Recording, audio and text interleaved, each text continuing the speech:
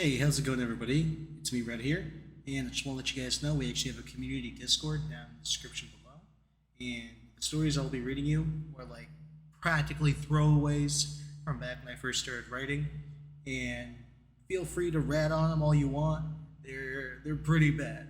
But if you want to listen to something kind of goofy that when I first started off, please go ahead and listen to it.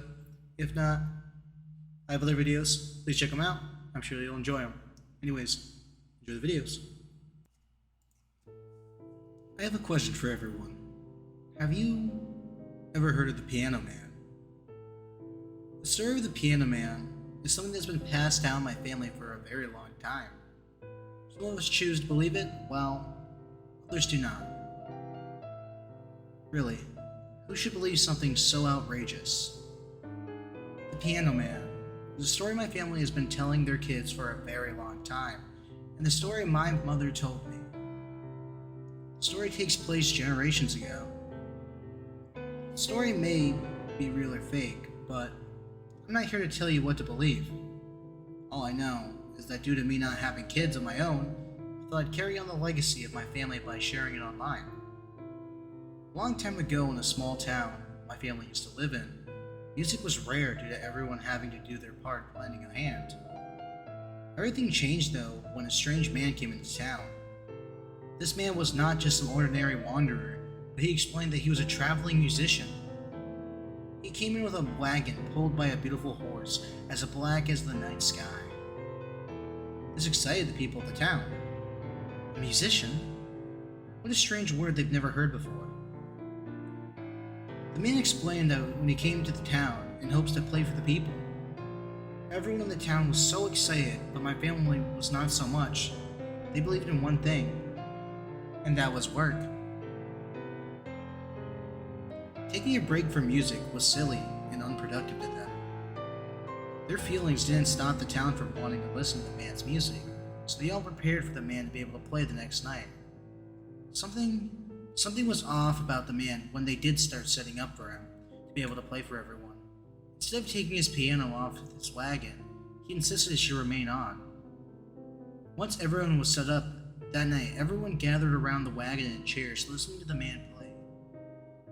He never gave a name for what he was playing, but it made everyone have the sense of relief, and even made most of the people drift off to sleep.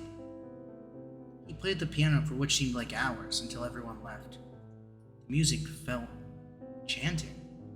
It gave them all a feeling of some form of nostalgia, like seeing a sibling after years of being apart, or enjoying a favorite food from childhood.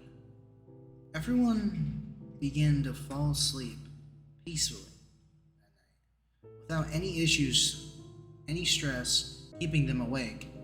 But something awoke one of my family members. He could hear the sound of a piano being played, but the sound was getting slowly distant. He ran outside to see the piano man was playing something new, in excitement. It was hard to see anything, though due to the morning mist scowling the area. He followed the sound of the music until his eyes gained view in the wagon being moved, and he could hear music coming from it. He also noticed something else was following behind the wagon, small silhouettes of people. Immediately, fear began to fill him when the fog began to clear up and he saw the man playing the piano better. That was not the only thing he saw though. The silhouettes of the people were the local children. The man playing the piano didn't appear to be the same man as before. Something was different. The music was different. The music may have been as beautiful as before, but it was all wrong. The normal colorful skin he had before appeared to be pale white, and his eyes radiated a beautiful red crimson. The piano man locked eyes with him, and he began to change the song. Then he woke up in his bed. He believed it all to be a dream until he went outside to find everyone, searching for their children. Everyone was in tears, losing their young. He urged the people to go after the piano man, that he couldn't have gone far, and that he believes he was the one who took them all. People told him that he was crazy, that this isn't funny to make up such a fallacy when they are all freaking out.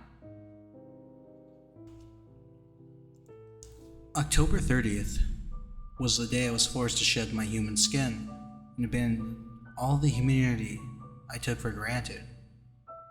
I'll never forget that day because I lived with what happened. I always loved music, and honestly, I can't even recall a time when I was away from it. I always had some form of music playing around me everywhere I'd go. It was the most important thing to me in my life. Music was my way to escape the pain that inhabited my life.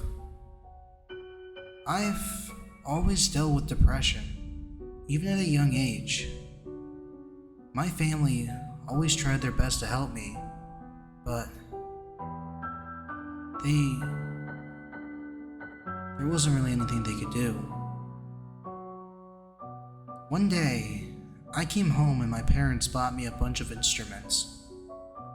My family was never hurting for money, so this didn't affect us.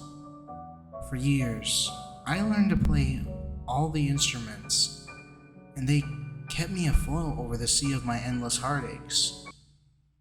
I played for well over 20 years. When I turned 31, a ticket was placed in my mailbox advertising a chance to be able to play at a big show. It advertised a once-in-a-lifetime opportunity to play in front of a full house.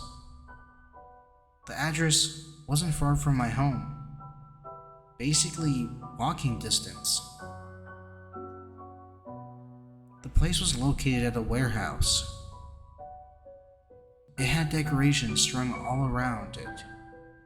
It was one of the most beautiful things I had ever seen. White and blue balloons strung up all over the place with the ribbons. I walked inside and was greeted by a group of people. They asked me what instrument I was best at playing. I brought my flute with me and played it for them. Their eyes were filled with amazement. I had to wait a couple of hours after that, and I was told they wanted me to be the star of their show. I was so happy. I nearly started crying. I've never had the ability to play in front of a large group of people before. The only people I ever played in front of was my own family, or at family events. They asked me to follow them to where the practice area was to be held. I thought this was strange, that I just played in a room I thought would be the practice room. It was massive after all. It had instruments everywhere. I know I should have trusted my gut. The choice I made to follow them sealed my fate and sowed my future. While waiting, something punctured my neck and caused me to go unconscious. When I awoke, I was strapped to a chair with a group of people around me. They were wearing lab coats or were holding clipboards. I was scared for my life.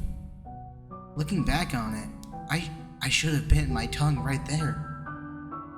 Because what came after was just horrible. They told me not to struggle, that there was no more hope for me. There is no one coming. No one will even know I'm gone. I started crying. They explained I was now a part of their show, and I should just comply or expect the worst. The things they explained to me were some of the craziest shit I've ever heard. I knew they weren't joking. They covered me with wires and put me into some machine. The machine was a chair, and pipes shot out of it. Where my neck would rest, a drill was placed. I pleaded for them not to hurt me and asked them what was going on? He refused to talk and said nothing. I sat in that chair for what seemed like hours until I heard the sound of the drill starting to spin. Pain shot through the back of my head. I couldn't move, and everything went dark. I came to a couple of hours later. There was something wrong though. I couldn't feel. I couldn't blink. I looked around and saw that I was nothing but a machine. I looked down at my hands, and what I saw, I was just gears. In my left hand sat a flute. I brought it up to where I assumed to be my mount, and I could play it. It was beautiful. It sounded as if it was created by the gods. While all of this happened, my mind was going crazy fearing what was happening. If I could have puked, I would have. I sat there for weeks, being forced to play the same flute. It was my only solace to cope with what happened to me. I was in a dreamlike state for most of the time. I could still sleep to pass the time for it. Around November 22nd, a man approached me and explained that I was a failed experiment, that I would be thrown away. He explained that the experiment was testing a run to see if they could find a way to take over the human soul. The man explained I could either sit there or rot, or go with him to make people happy, something I could not do for myself. I agreed, and he loaded me up and brought me to a carnival. I was advertised as the Brass Piper. I've been playing in this carnival for a long time.